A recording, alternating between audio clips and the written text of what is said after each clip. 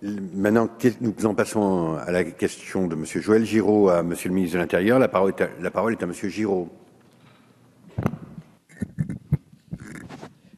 Merci, Monsieur le Président. Madame la Ministre, il y a tout juste un mois, le 27 décembre dernier, les Alpes françaises ont connu un épisode particulièrement pénible de conditions de circulation, comme au demeurant plusieurs fois chaque année. Les chutes de neige, le jour même du chassé-croisé des vacanciers, ont provoqué une situation ubuesque de blocage complet de la circulation sur plusieurs départements, de mise en place de milliers d'hébergements d'urgence et d'accidents en série. Ces conditions météorologiques étaient pourtant prévues et n'étaient pas exceptionnelles. Sur le site de la sécurité routière, les équipements spéciaux sont simplement recommandés lorsque la destination choisie connaît un climat moins feutré que celui de la région parisienne ou marseillaise.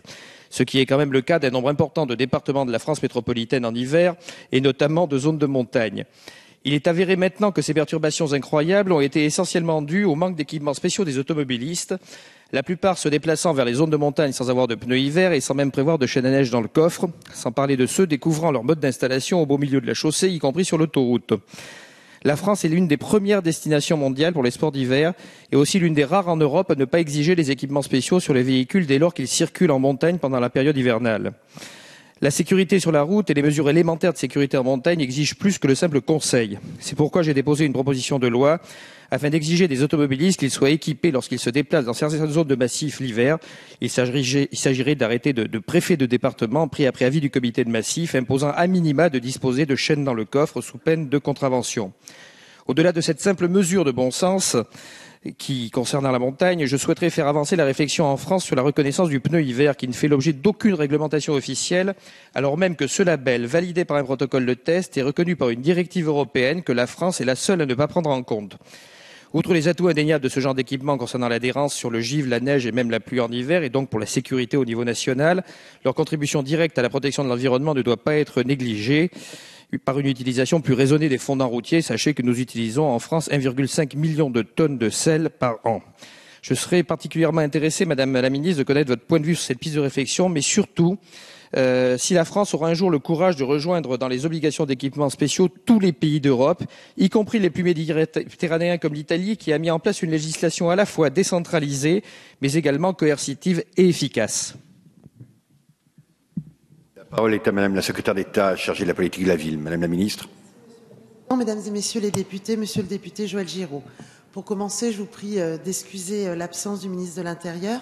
Comme vous l'avez rappelé, le samedi 27 décembre dernier, un épisode neigeux prévu par les services météorologiques nationaux s'est produit sur l'est et le sud-est du pays.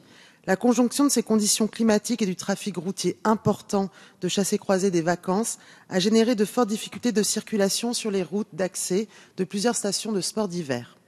Plusieurs milliers d'usagers se sont trouvés en effet en difficulté.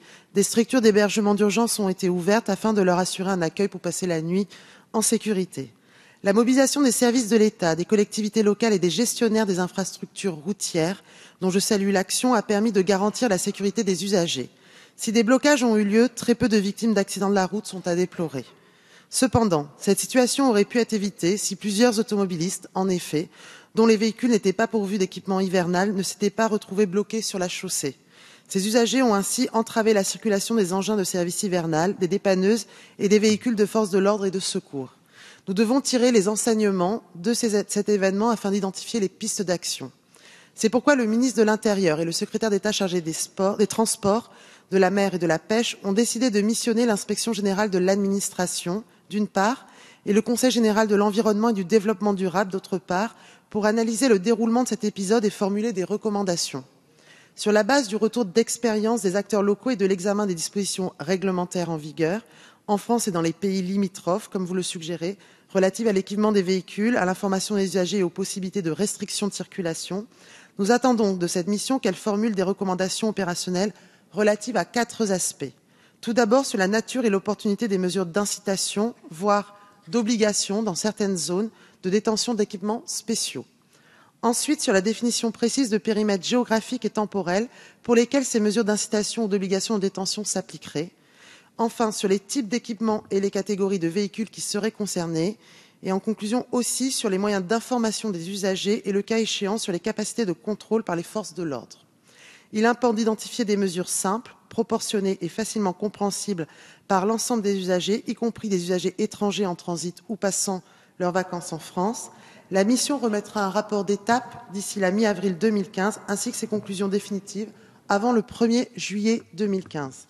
Tels sont les éléments que le gouvernement souhaitait vous communiquer dès à présent. Il s'agit de préparer les décisions les plus pertinentes possibles au vu de l'expérience des acteurs locaux, des pratiques à l'étranger et des possibilités techniques existantes et économiquement réalistes. Merci.